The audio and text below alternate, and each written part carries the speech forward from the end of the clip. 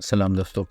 7 अक्टूबर 2023 हफ्ते का दिन, सुबह के 6:30 इसराइल पर एक ऐसा हमला हुआ जिसकी इसराइल ने ना तो कभी तवक्को की थी और ना ही उसने कभी इमेजिन किया था। इसराइल पर जो हमला हुआ था वो एक कलेक्टिव अटैक था, यानी सेम टाइम में हमला आसमान से भी हुआ, ज़मीन से भी हुआ और समंदर के रास्ते भी हुआ। ये सारी इन्फॉर्मेशन आपको मुख्तलिफ टीवी न्यूज़ चैनल्स, मुख्तलिफ ब्लॉगर्स और डिफरेंट सोशल प्लेटफॉर्म्स पर डिफरेंट टाइम्स पर मिलती रही होंगी। ये हमला इसराइली वॉर हिस्ट्री का सबसे भयानक हमलों में से एक हमला था। On record end of record से रिपोर्ट्स के मुताबिक 500 से ज़्यादा इसराइली लोग मारे जा चुके हैं और बहुत से लोग यरगमाली भी बनाए जा चुके हैं, जिनमें बच्चे, बूढ़े, औरतें और बच्चे शामिल हैं। इसराइल की हिस्ट्री में होने वाले होलोकॉस्ट के बाद ये हमला अब तक का सबसे बड़ा हमला है। ये इसराइलियों के लिए किसी भयानक सपने से कम नहीं था। हम चाहते हैं कि आपने बहुत सी वीडियोस पहले देख रखी हैं जिनमें ये सारी बातें पहले से डिस्कस हो चुकी हैं। आज की इस वीडियो में हम ना तो इसराइल और फ़लस्तीन की जंग के बारे में बात करेंगे और ना ही उन पर होने वाले हमले के बारे में बात करेंगे। हम बात करेंगे उस ग्रुप की जिसने ये सारा हमला प्लान किया, उस ग्रुप की जिसकी इसराइल के साथ अब तक होने वाले तमाम हमलों में 40% की हिस्सेदारी है, जिसका मतलब है कि इसराइल पर होने वाले सारे हमलों में 40% हमलों के ज़िम्मेदार यही ग्रुप है। जी हाँ, हम बात कर रहे हैं हरकत अल मुक़ावमा अल इस्लामिया की, जिसको आप बेहतर तरीके से जानते होंगे हमास के नाम से। वैसे तो हमास इसराइल पर बहुत से हमले कर चुका है, जिसमें 2009, 2014 और 2021 के हमले शामिल हैं, लेकिन 2023 में होने वाला हमला एक अलग ही लेवल का हमला था। आखिर हमास इतना पावरफुल कैसे हो गया? ये छोटा सा ग्रुप इस कदर ताकतवर कैसे हो गया कि वो इसराइल जैसे मुल्क को टक्कर दे सके और उसकी नाक में दम कर सके? इन सब बातों का जवाब जानने के लिए हमें वक्त में पीछे जाना होगा, जब 60 की दहाई में 1967 में इसराइल ने 6 रोज़ा जंग जीतकर गाज़ा और वेस्ट बैंक पर कब्जा किया। इसका मतलब ये था कि वो 1 मिलियन फ़लस्तीनियों के ज़िम्मेदार हैं जो उस वक्त जंग जीतने के बाद गाज़ा स्ट्रिप और वेस्ट बैंक में पहले से मौजूद थे। उस टाइम में दोस्तों वो ऑर्गेनाइजेशन जो फ़लस्तीनियों की नुमाइंदगी करती थी अपने आप को PLO यानी पैलेस्टाइन लिबरेशन ऑर्गेनाइजेशन कहती थी। इनका मकसद इसराइल के ऑक्यूपाइड लैंड्स को दोबारा फ़लस्तीन के लिए हासिल करना था और फ़लस्तीन को एक फ्री स्टेट बनाना था। PLO एक सोल ऑर्गेनाइजेशन नहीं थी, बल्कि इसके आगे कुछ सब ऑर्गेनाइजेशंस काम कर रही थी जिन्होंने मिलकर इसको PLO का नाम दिया था। उन उन सभी का पर्पज़ एक ही था, यानी फ़लस्तीन के लिए एक फ्री स्टेट और फ्री लैंड हासिल करना।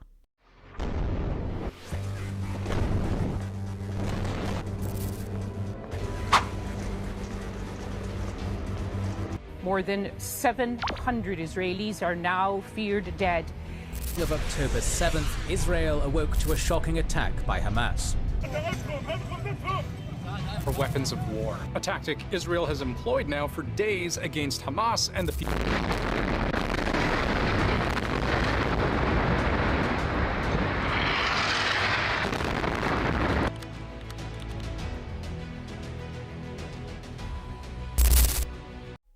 इस पर्पस में दोस्तों दहशतगर्दी भी शामिल थी। इन शॉर्ट आप यूँ समझ सकते हैं कि इसराइल का सबसे बड़ा दुश्मन उस वक्त PLO ही था, यानी पैलेस्टाइन लिबरेशन ऑर्गेनाइजेशन ही थी जो इसराइल की सबसे बड़ी दुश्मन थी। इन सभी चीज़ों के चलते हुए एक शख्स पर नज़र रखी जा रही थी, एक शख्स को मुसलसल टैप किया जा रहा था जिसकी पॉपुलैरिटी उस वक्त फ़लस्तीनियों में दिन ब दिन बढ़ती जा रही थी। ये शख्स दोस्तों अख्वानुल मुस्लिमून का मेंबर भी था, जिसके बारे में इसराइल को उम्मीद थी कि वो सेकुलर मार्क्सिस्ट अलाइंड PLO के असर और रसूख को मुकाबले की टक्कर देगा।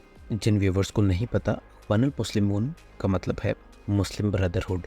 मुस्लिम ब्रदरहुड ऑर्गेनाइजेशन बेसिकली इजिप्ट की एक ऑर्गेनाइजेशन थी जिसकी एक ब्रांच पैलेस्टाइन में थी, जिसका मेंबर अहमद यासीन भी था।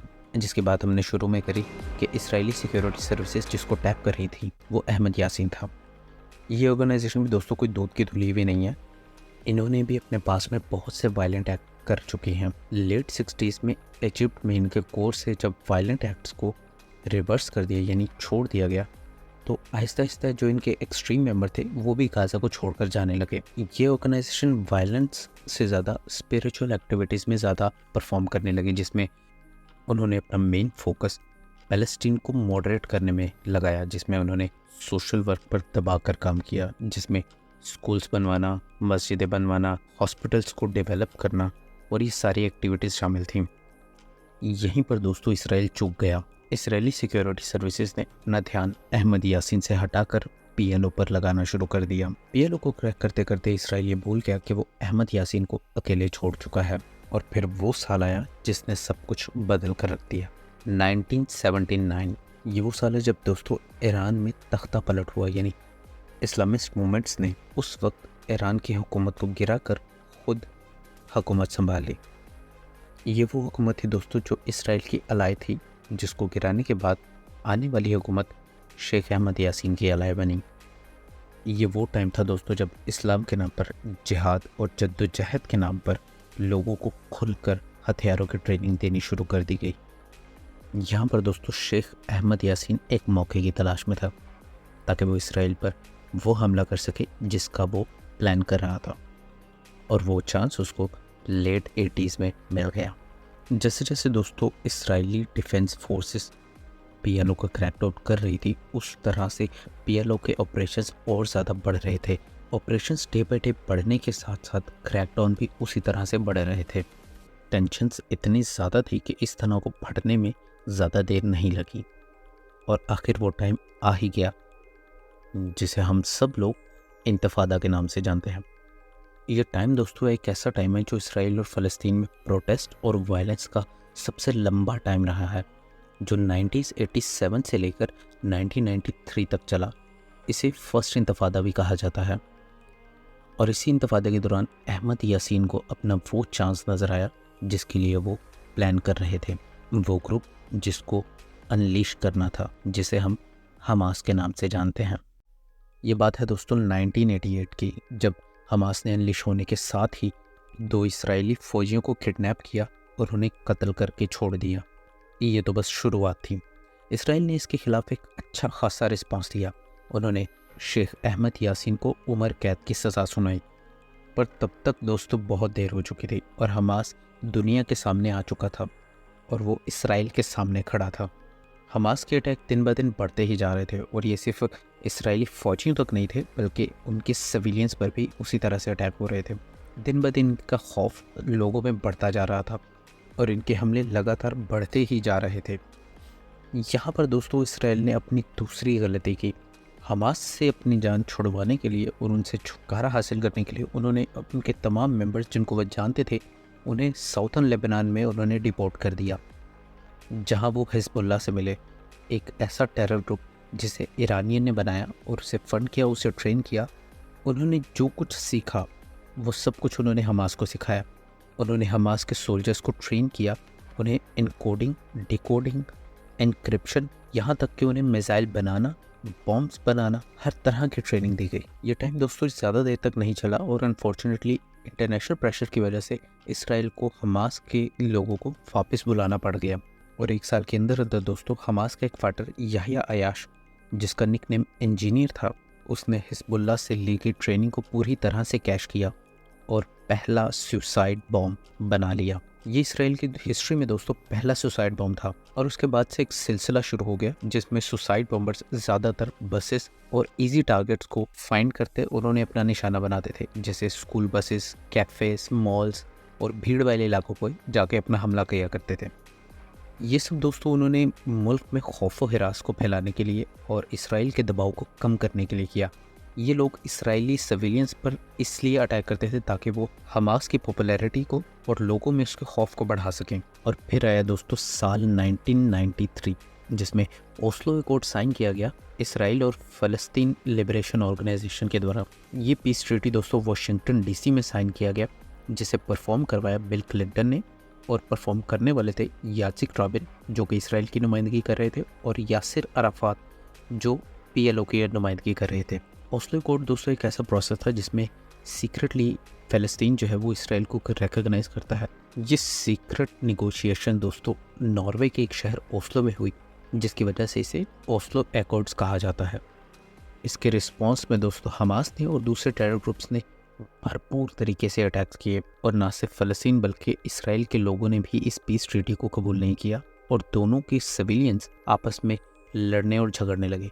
अनफॉर्चुनेटली ये पीस ट्रीटी दोस्तों बहुत ज़्यादा दिनों तक ना चल सकी और 1995 में यात्सिक राबिन, जो उस वक्त के इसराइली प्राइम मिनिस्टर थे जिन्होंने ओस्लो एकॉर्ड्स साइन किया था, उन्हें असैसिनेट कर दिया गया। फिर साल आया 2002 के चलते चलते इसराइल ने एक बॉर्डर बनाना शुरू कर दिया जो हमास के अटैक्स को और दूसरे टेरर ग्रुप्स के अटैक्स को कम कर सके। और फिर आया साल 2005 जब इसराइल के प्राइम मिनिस्टर एरियल शरोन ने एक ऐसा डिसीजन लिया जिसने सबको हैरान कर दिया।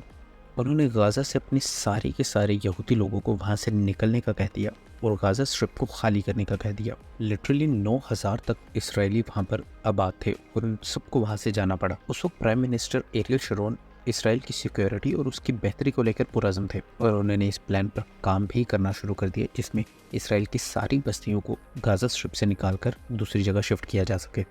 और 2005 में अगस्त के चलते कोई एक सिंगल जूइश भी गाज़ा स्ट्रिप में बाकी नहीं रहा था। इसी के दौरान दोस्तों हमास फ़लस्तीनियों का दिल जीतने में मसरूफ़ था। उन्होंने शेख अहमद यासीन के काम को जारी रखा और स्कूल्स, बिल्डिंग्स, इंफ्रास्ट्रक्चर और सब चीज़ों पर काम। फ़लस्तीन के लोग उनकी रूलिंग पार्टी से पहले ही फ्रस्ट्रेटेड थे। PLO की फातिहा पार्टी अपनी करप्शन की वजह से लोगों में अपनी इज्जत खो चुकी थी और लोग हमास की तरफ मूव होना शुरू हो गए। उन्हें लगता था कि हमास ही है जो उन्हें फ़लस्तीन वापस दिलवा सकता है। और फिर आया साल 2006। फ़लस्तीन में होने वाले जनरल इलेक्शंस में हमास भारी अक्सरियत से जीता। हमास के लिए ये जीत बहुत ज़्यादा अहम थी और दूसरी तरफ इसराइल, US और PLO की फातिहा पार्टी के लिए उतनी ही ज़्यादा सरप्राइज से भरी हुई थी। उस वक्त दोस्तों US प्रेसिडेंट जॉर्ज बुश की तरफ से एक बयान जारी हुआ जिसमें उन्होंने कहा कि अगर हमास इसराइल की एग्जिस्टेंस के राइट को सपोर्ट नहीं करता तो वो फ़लस्तीन को सपोर्ट नहीं करेंगे। The Hamas party has made it clear that they do not support the right of Israel to exist. And I have made it clear, so long as that's their policy, that we will not support a Palestinian government made up of Hamas. दोस्तों PLO की party फातिहा ने US government के साथ मिलकर Hamas को वहाँ से निकालने की कोशिश की लेकिन वो उसमें नाकाम रहे और उन्होंने रूलिंग पार्टी फातिहा को वहाँ से निकाल भगाया और आज तक फ़लस्तीन पर हमास ही हुकूमत कर रहा है। उस वक्त से लेकर दोस्तों आज तक कोई भी जनरल इलेक्शन नहीं हुए और इस्माइल हानिया जो 2006 से लेकर अब तक हमास के लीडर हैं। हमास को दोस्तों मुख्तलिफ सोर्सेस से पैसे मिलते हैं जिसमें UN, कतर और सबसे ज़्यादा ईरान का हाथ है, जिसमें ज़्यादातर मिलने वाला पैसा हथियार ख़रीदने में जाता है और बाकी का बचा हुआ पैसा वो टनल्स बनाने में जाता है जिसके लिए हमास मशहूर है। हालांकि दोस्तों इसराइल और इजिप्ट ने गाज़ा स्ट्रिप के बॉर्डर्स पर बहुत ही ज़्यादा स्ट्रॉन्ग सिक्योरिटी बैरियर्स भी लगा रखे हैं ताकि हमास को किसी भी तरह से हथियार सप्लाई ना हो पाए, लेकिन फिर भी हमास के पास हथियार बहुत ज़्यादा है। हमास ने दोस्तों टनल्स का एक ह्यूज नेटवर्क बना रखा है जिसकी मदद से वो पैसा और हथियार दोनों रिसीव करते हैं। इन टनल्स के नेटवर्क को समझना नेटली नामुमकिन है, ये वही समझ सकते हैं जो वहाँ पर रहते हैं या जिन लोगों ने ये टनल्स डेवलप करी हैं। अक्टूबर 2023 में होने वाले हमले ने दोस्तों इसराइल और फ़लस्तीन दोनों की हिस्ट्री में एक नया पेज जोड़ दिया है। आज की वीडियो को दोस्तों हम यहीं पर ख़त्म करते हैं और जाने से पहले हम वीडियो की समरी रिवाइज करते हैं कि हमने इस वीडियो में क्या क्या चीज़ें डिस्कस करी, कैसे हमास ने इसराइल पर अटैक किया, शेख अहमद यासीन कौन था, उसका मुस्लिम ब्रदरहुड से क्या रिलेशन था और उसने ईरानियन रेवोल्यूशन के बाद क्या कदम उठाया। उसके बाद हमने बात करी फर्स्ट इंतफादा की, फिर हमने जाना कि हमास की क्रिएशन कैसे हुई। हमें पता चला कि इसराइल की एक स्ट्रेटेजिक मिस्टेक की वजह से हमास इतना ज़्यादा पावरफुल और ट्रेंड हुआ। उसके बाद हमने हमास के पहले सुसाइड बॉम्ब की बात की, हमने फ़लस्तीन में होने वाले इलेक्शंस की बात की, हमास की लीडरशिप की बात की, हमास को पैसा और हथियार कहाँ से और कैसे मिलता है उसकी बात की। अगर आपको वीडियो इन्फॉर्मेटिव लगा तो हमें कमेंट्स बॉक्स में ज़रूर बताएं। हमारे वीडियो को लाइक, सब्सक्राइब और शेयर कीजिए। खुश रहें, आबाद रहें।